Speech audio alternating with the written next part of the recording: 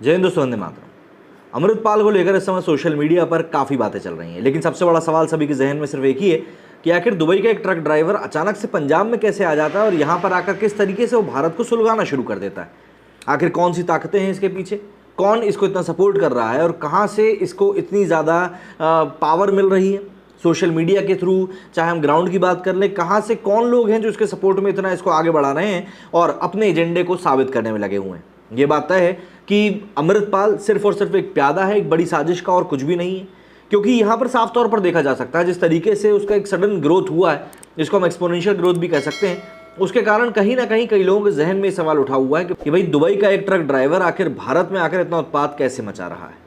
हम अक्सर सुनते हैं कुछ भी किया जा सकता है लेकिन पड़ोसी को नहीं बदल सकते, वो जैसा भी हो उसके साथ निभाना मजबूरी हो जाती है। ऐसा ही एक पड़ोसी भारत को मिला है। बंटवारे के बाद से पाकिस्तान ने तरक्की राह छोड़कर आतंक की फसल काटनी शुरू कर दी, कश्मीर पर बुरी नजरें गड़ाई। आज मुल्क बर्बाद हो चुका है लेकिन पड़ोसी अब भी मान नहीं रहा है। कश्मीर को सुलगाने की साजिशें पूरी तरह से फेल होने लगी तो उसने पंजाब को कश्मीर पार्ट 2 मान लिया। पिछले कुछ महीनों में बॉर्डर से लगे इस राज्य में जो भी कुछ उथल पुथल दिख रही है उसकी वजह पाकिस्तान ही। जी हाँ, दुबई में 30 साल के एक ट्रक ड्राइवर को अचानक पंजाब भेजने के पीछे कोई और नहीं बल्कि पाकिस्तान की एजेंसी ISI थी। 1993 में अमृतसर के जल्लूपुर खेड़ा में जन्मे अमृतपाल ने 12वीं तक की पढ़ाई करी थी और 2012 में काम के लिए दुबई चला गया। भारत के बाहर रह रहे खालिस्तानी समर्थकों की मदद से पाक एजेंसी ने अमृतपाल सिंह का ब्रेन वॉश कर उसे अपना मोहरा बनाया। अधिकारियों का कहना है कि पाकिस्तान ने ही पंजाब को आतंकवाद के अंधेरे में झोंकने की साजिश रची। ऐसे समय में जब पंजाब में अमृतपाल सिंह के खिलाफ एक्शन शुरू हो गया तब उसके पीछे की कहानी भी खुलकर सामने आ गई। कट्टरपंथी उपदेशक अमृतपाल सिंह फरार है लेकिन 78 समर्थकों को गिरफ्तार कर लिया गया है। बताते हैं कि जालंधर जिले में अमृतपाल के काफिले को रोका गया था लेकिन वो चकमा देकर फरार हो गया। केंद्र ने सुरक्षा व्यवस्था मजबूत करने के लिए CRPF और अपने दंगारोधी बल RAF के करीब 1900 जवान भेजे।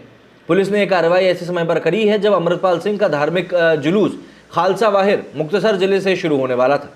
अमृतपाल के पैतृक गांव जल्लूपुर खेड़ा के पास सुरक्षा बलों की भारी तैनाती भी करी गई। पूरे पंजाब में अब तक .315 बोर की राइफल, 12 बोर की 7 राइफलें, 1 रिवॉल्वर और 373 कारतूस सहित 9 हथियार मिले। ये तो अमृतपाल का आज है, लेकिन अतीत कैसा था? दरअसल अमृतपाल सिंह की कहानी शुरू ही दुबई से हुई थी। अमृतपाल सिंह को पिछले साल वारिस पंजाब डे का प्रमुख बनाया गया था। इस संगठन की स्थापना एक्टर और कार्यकर्ता दीप सिद्धू ने करी थी। पिछले साल फरवरी में एक सड़क दुर्घटना में उसकी मौत हो गई। अधिकारियों का कहना है कि अमृतपाल सिंह का पाकिस्तानी खुफिया एजेंसी ISI और विदेश में मौजूद आतंकवादी समूह के साथ सीधा और घनिष्ठ संबंध है। गृहमंत्री अमित शाह को धमकी दे चुका अमृतपाल पंजाब में अशांति फैलाने की कोशिश में था। सिख युवाओं का वो ब्रेन वॉश करने में जुट गया था। कट्टरपंथी उपदेशकों को ब्रिटेन में रह रहे खालिस्तानी आतंकी अवतार सिंह खांडा का करीबी माना जाता है। अमृतपाल दुबई में ट्रक ड्राइवर हुआ करता था। ISI की उस पर नजर पड़ी और उसे केंद्र में रखकर पंजाब को सुलगाने की साजिश तैयार करी गई। वो आते ही जनरल सिंह भिंडरवाले की तरह भारत से अलग खालिस्तान की मांग करने लगा। वो इंदिरा गांधी और बेअंत सिंह का जिक्र कर सिस्टम को चुनौती देने लगा। इंदिरा को उनके ही गार्डों ने गोली मारी थी। दिलवार सिंह नाम के शख्स ने आत्मघाती हमले में पूर्व CM बेअंत सिंह की हत्या कर दी थी। ऐसे में ये कट्टरपंथी उपदेशक धमकी देने लगा कि पंजाब में कई दिलावर तैयार बैठे। वो मीडिया से बातचीत में खुलेआम भारत में रहकर भारत को तोड़ने की बात करता रहा। उसने भारत के खिलाफ हथियार उठाने की बात करते हुए सिखों की भावनाओं के साथ खेलने की कोशिश करी, उन्हें बरगलाने लगा। उसने कहा कि पंजाब के लोग ही केवल सिखों पर हुकूमत करेंगे। वो पहनावे से लेकर हाव भाव में आतंकी जनरल सिंह भिंडरवाल की नकल कर रहा था, जिसे ऑपरेशन ब्लू स्टार में मार दिया गया था। उसके इंटरनेशनल सिख यूथ फेडरेशन के प्रमुख लखवीर सिंह रोडे के साथ संबंध पता लगे, जो RDX विस्फोटक समेत कई हथियारों की तस्करी के मामले में भारत में वांटेड। अमृतपाल सिंह की कुंडली निकालते समय अधिकारियों को पता चला कि जब वो दुबई में था तो वो रोडे के भाई जसवंत के संपर्क में था। ISI की शय पर अमृतपाल ने अपना संगठन खड़ा करने के लिए अमृत संचार की मदद ली। बाद में उसने खालसा वहीद नाम से कैंपेन शुरू किया और गांव-गांव जाकर अपना संगठन मजबूत करने लगा। पंजाब के मसले की बात पर धर्म की आड़ लेकर वो सिखों को सरकार के खिलाफ भड़काने का काम भी करने लगा। समाज के गरीब और सीधे साधे युवक उसके बहकावे में आने लगे। वो धार्मिक अनुष्ठान के नाम पर निराश युवाओं की फौज तैयार करने लगा। अधिकारियों का कहना है कि उसके लोगों ने बुजुर्ग और दिव्यांगों के बैठने के लिए कुछ फर्नीचर रखने के लिए 2 गुरुद्वारों में तोड़फोड़ भी करी। उसका मकसद पंजाब को फिर से आतंकवाद की तरफ ले जाना था, जिससे बाहर आने में देश को बड़ी कुर्बानी देनी पड़ी थी। अधिकारियों का साफ तौर पर कहना है कि सिंह के संगठन को पाकिस्तान से टेरर फंडिंग मिल रही।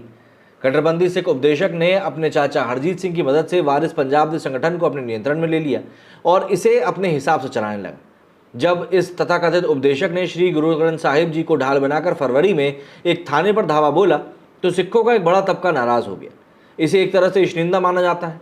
श्री अकाल तख्त साहिब ने भी कमेटी बनाई और मामले की जांच के आदेश दिए। अधिकारियों का मानना है कि अमृतपाल जत्थेदार अकाल तख्त गया था और उसने खामोश रहने की धमकी दी थी। उसने अजनाला घटना के बारे में हिंसा नहीं बल्कि धमकी दी थी कि असली हिंसा तो आगे होने वाली। अब उसके खिलाफ पुलिस लगी हुई है और ऐसे में जाहिर सी बात है वो कई सारे सुरक्षा घेरों के बीच में इस समय फंस चुका है। लेकिन यहाँ पर सबसे बड़ी बात यही है कि भाई अमृतपाल सिंह आखिर इतनी तेज़ी से अगर ऊपर उठा है तो उसके पीछे किसी ना किसी का तो हाथ होना तय। उसका अतीत की आप बात कर लीजिए, उसके वर्तमान की बात कर लीजिए, बस भविष्य ही उसका निर्धारित नहीं, वरना जो उसका वर्तमान है वो तो साफ तौर पर यही बता रहा है कि भैया कुछ ना कुछ यहाँ पर पाकिस्तान के साथ सांठगांठ जरूर है। अब ऐसे में पंजाब में इस समय जो स्थितियाँ बनी हुई वो साफ तौर पर ये बताने के लिए काफ़ी हैं कि कहीं ना कहीं यहाँ पर कुछ बड़ी और घटिया प्लानिंग चल रही। अगर आपको 84 की बात याद ना हो तो 84 में काफ़ी ऐसी घटनाएं हुई थी जिनके कारण भारत को उनसे बाहर निकलने में काफ़ी मशक्क़त करनी पड़ी थी। अब ऐसे में अगर एक बार फिर से यही सब चीज़ें बढ़ती तो इसमें कहीं ना कहीं सीधे तौर पर पाकिस्तान का हाथ निकल कर सामने आएगा। पाकिस्तान जो कि कश्मीर में लगातार आतंकवाद को बढ़ाना चाहता था लेकिन वो बढ़ा नहीं पाया। ऐसे में दूसरी बॉर्डर स्टेट पंजाब में वो इस तरह की घटनाओं का अंजाम देना है। आप खुद सोचिए कि बॉर्डर स्टेट्स में ही क्यों इस तरह के काम होते हैं, क्योंकि पाकिस्तान वहाँ से लग के बैठा हुआ है। और जैसा कि मैंने शुरुआत में ही आपको बताया, आप एक पड़ोसी को चाहकर भी बदल नहीं सकते। जैसे भी हो आपको उसके साथ निभानी तो पड़ेगी, साम दाम दंड भेद कैसे भी करके पर निभानी पड़ेगी। और पाकिस्तान जिस तरह की मानसिकता के साथ आगे बढ़ा है वो सिर्फ और सिर्फ भारत को गिराना चाहता है और कुछ भी नहीं। वो अपने आप में कभी आगे बढ़ने की सोच नहीं रखता, वो अपने आप में कभी ये नहीं सोचता कि मुझे कुछ अच्छा करना है। वो सिर्फ और सिर्फ भारत को ही नीचे गिराने की बात करता है और कुछ भी नहीं।